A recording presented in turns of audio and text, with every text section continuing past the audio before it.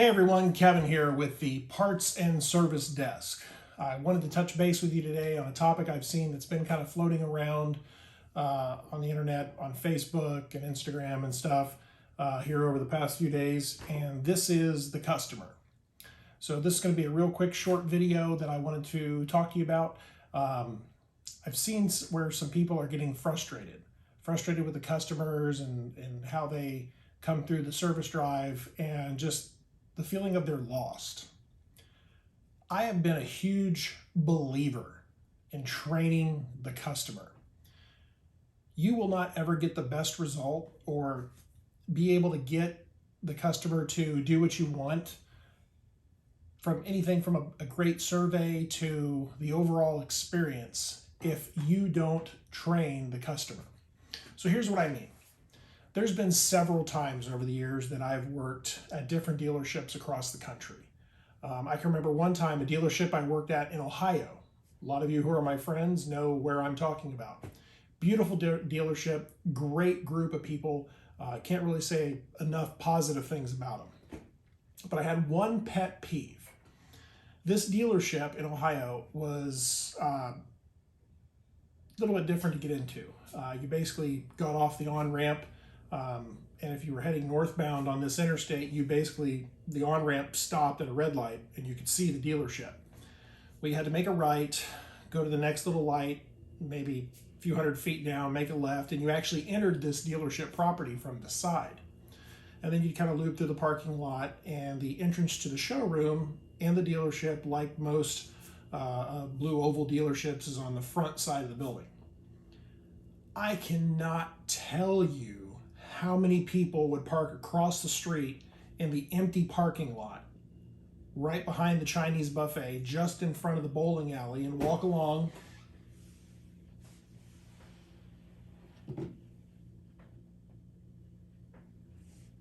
hi, I don't know what to do. I'm here to get my car looked at. Oh, okay, no problem.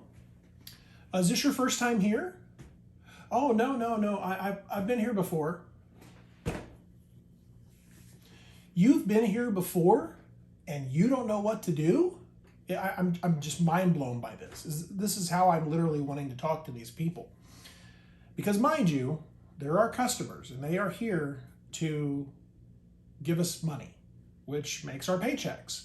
But God, is it so frustrating when I would see people that come to a dealership multiple times, years of service. You could pull up their customer history and they would have 5 cars and have been coming there for 15 years. Absolutely freaking clueless on what to do. Train your customers. Train them. I don't care what management says, and if management tells you otherwise, they're as much as fault with your paycheck as those stupid surveys that you get that are all controllable by you. You can help control those surveys, which we have a whole nother video on how to help guide the customer to give you a better survey than what they are going to do. Now, granted, you're going to have those pencil whippers out there that are just going to boop, boop, boop. Nobody's perfect. We've all been there. Nothing you can do about those, but that's another video series we've got. Train your customer. These people that would park in this parking lot, literally clueless. Like I said, they've been there multiple times. My service manager, who was a great guy, would say, well, go ahead and get their car. I'm like, dude, no, they're parked all the way over there. And I think sometimes when these managers become managers, after a certain period of time, they lose sight of service life, being an advisor, I guess. I don't know. And again, don't get me wrong. I love this manager. He's a great guy. We got along really well.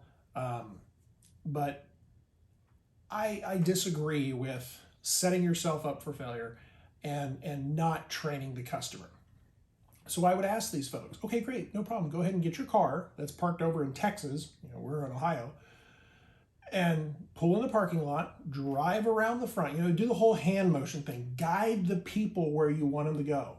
Before they even leave the drive, I'm like, do you see these glass doors over here? When you get close to them, they open. So don't feel like you're going to hit them. Just come closely, slowly. And as you get closer, boom, the doors open. Oh, okay, cool. Here's the funny thing. People who are stupid or act stupid or do stupid things, which believe me, I'm a huge advocate for this because I cannot stand when I do something stupid. Drives me nuts. Man, I get infuriated. When you make these people go get their car one time, maybe, depending on how dense they are, it might be 2 times, they will never do it again. They will pull to that service drive door every time because their ass don't want to walk twice. The first time to get out of their car and walk 1.5 miles to figure out what they're supposed to do, and the second time to walk back and get it. They ain't going to do it. Trust me, they will not do it after that first or second time. So you've won that battle in helping the customer figure out where to go. Now, the second battle that you've got to overcome, they're going to get to that garage door and you've told them to pull in, and they'll probably do it that first time that you've told them. 3 to 5 to 10,000 miles, and they come back for the next oil change, they're going to pull to that door. That door's going to open. They're not going to know what to do. They're going to get out of their car. We had a really neat old man at a dealership in Florida that I absolutely loved. He would see people that would pull up to that door. He would walk over to them. Hey, what are you doing there, you know? Can't that big old Ford truck make it over that little tiny ledge right there? What are you talking about? Pull that car in here now, come on. Chuckly old man, get people to laugh, but he got them to think. People then, after they got out and stood next to their car like a goofball, got back in their car and pulled in the service drive. There's very few service drives out there at a dealership to where you don't pull in the service drive. I can think of like 3 right now of all the dealerships I've seen across the country. There's probably more, I'm sure, but 90% of the dealerships of all brands, you virtually, at most of them, pull into the service drive. Obviously, we advisors greet you to some capacity and then move on with the sale. So, very basic stuff. Train your customer, teach them where to go, teach them how to pull in the service drive, prepare them for what they're going to expect. Because when you get those surveys, I don't know what to do. Nobody greeted me. The sky's purple, the grass is green or orange. I don't know. That's the problem you get with these surveys. Train your customers, tell them what to expect, and set those expectations. And if you don't meet it, that's on you. But if you meet that, you'll start to see your surveys get better scores if you're struggling in areas like that.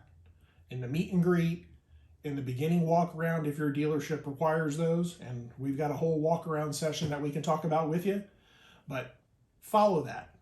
Start that process, set that example, watch other advisors start to follow, and you'll see your success. You'll see yourself start moving in the right direction. But most importantly of all, make it fun for the customer.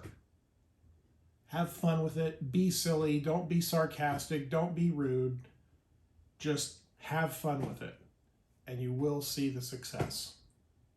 So that's our quick video for today on customers and some of the goofy things we deal with. Thanks for watching. I hope you like and subscribe. Make sure you smash that subscribe button and on the bell on YouTube. Make sure you get all of our notifications there. We're also on Rumble, Facebook, and Instagram. And also, be looking here soon for our podcast. Again, the show is thepartsandservicedesk.com. You can find us anywhere just about online just by doing a Google search or any one of your favorite search engines. Thank you so much for watching, and I hope you have a great rest of your day.